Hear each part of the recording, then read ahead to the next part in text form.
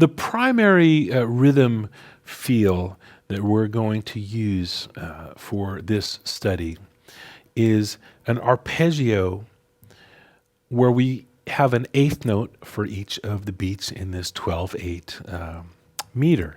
So let's start with the first chord. It's E major 7.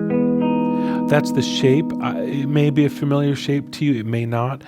It's essentially this. It's like a C major 7 chord would be down here, and it's just transposed up to E. So this shape would be like this, but we're here now, and this, would be where the nut is, obviously. So before we get into actually playing note for note what's in this study, I would have you just work on this arpeggio and trying to make it feel settled and even. So 1, 2, 3, 4.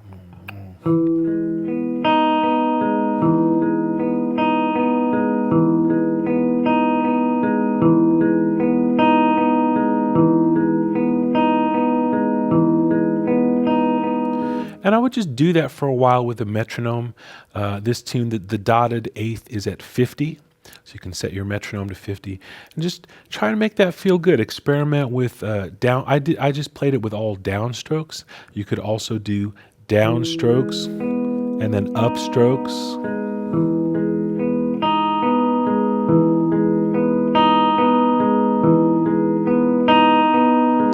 It's going to feel a little different. Try it, see what feels better in your hands and what feels more settled, because that's really important. We're going for a part that feels relaxed. So whatever you can do to get there is great. So the first part of this starts out just with that arpeggio. So this is the first measure. It goes up and back that E major 7 chord.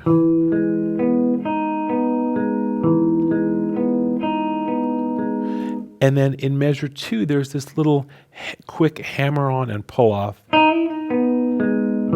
which is going to happen with your second finger. So measure 2 is this.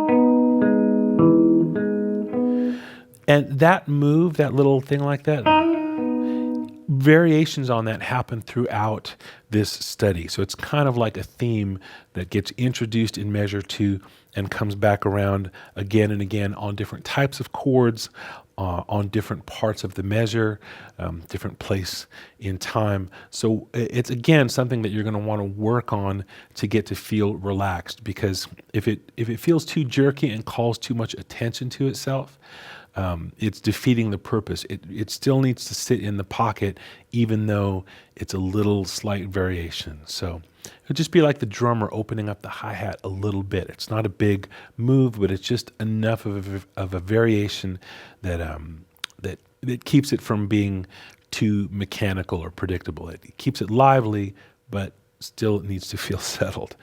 When we go to the F sharp minor chord, same kind of arpeggio, but now instead of being on the middle 4 strings, as the E major 7 chord is, it goes to here, F sharp minor. This is in the 3rd measure of this study.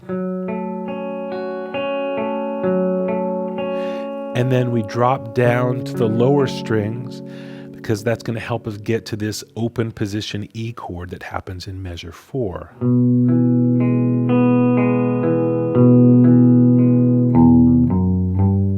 So we're working our way down from here at the beginning, and then F sharp minor here, and then here, and then the E is here, and that's going to help us get to this open E string that we need to get to at the end of measure 4, and that's going to walk us up to the G sharp chord in measure 5. So we have this little walk up. And then when we get to the G sharp, it's pretty predictable. We're just going up and back the chord as we've been doing mostly.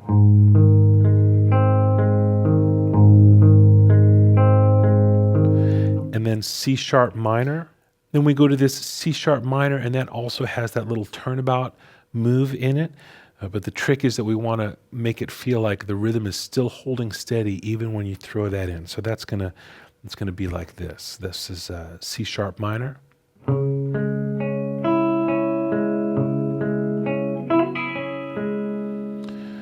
And then F sharp, again, just going up and back, starting from the root.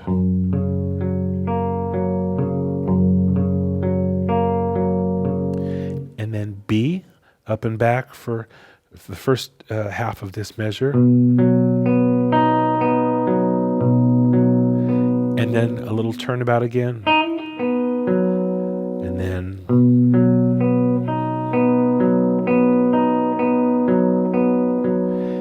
And again, there's a little variation. This is in the last measure before the B section. This B arpeggio, instead of just going up and back twice, which we could do, there's a little variation in the end because it helps us lead to the chord that we want to get to in letter B. So we're always looking ahead to where we're going and trying to set it up if we can.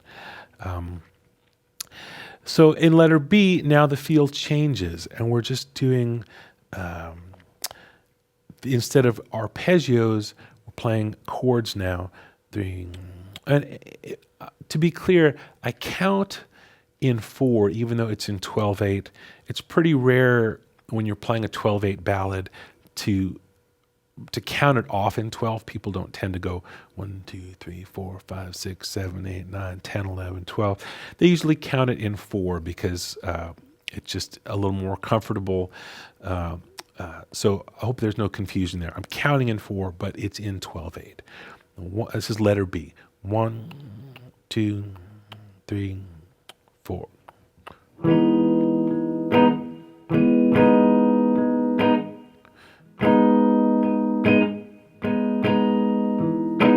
F sharp minor.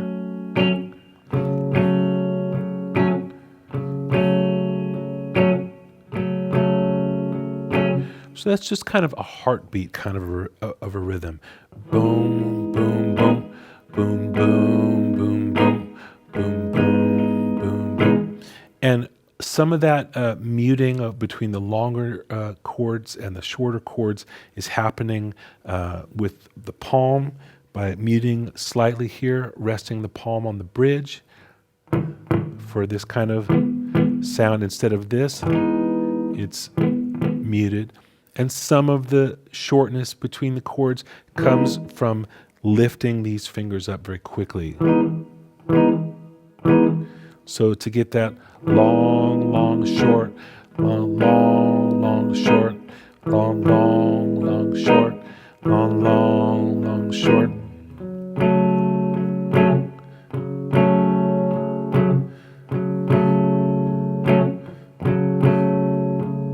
Should really have kind of a heartbeat feeling.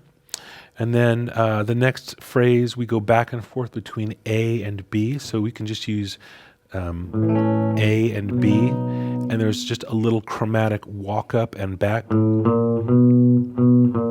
between them. So that is going to look like this.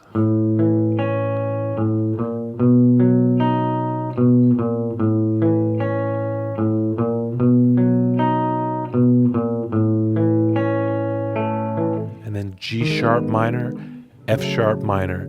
Again, focusing kind of on the middle strings. You could play the full bar chords, but that's kind of like overpacking for a trip. We just want to do a little carry-on bag situation here. So we're playing what looks like the bar chord if you took the bar part away. So we're just playing strings 5, 4, and 3, G sharp minor, F sharp minor, and then E.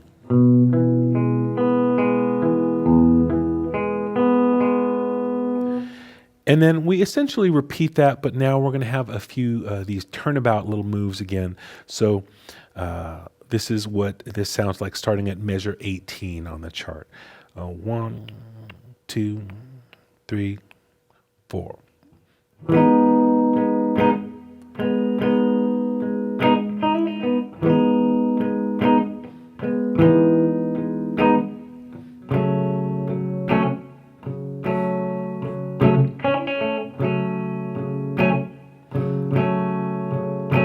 So we're mixing the heartbeat thing of this section with the little turnabouts that we had in the first part of this study.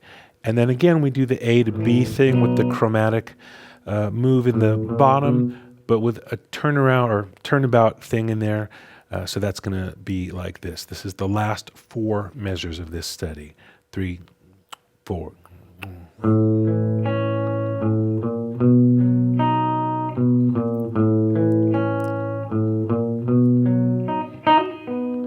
And you actually have to shift up here to get this move. And then back down to A. And then a quick turnabout on the G sharp minor and the F sharp. So a moment ago we just played these like that. Now we're going to do... So that's still out of that same shape. And then a final E arpeggio starting on the 5th string. And then finally down to the 6th string.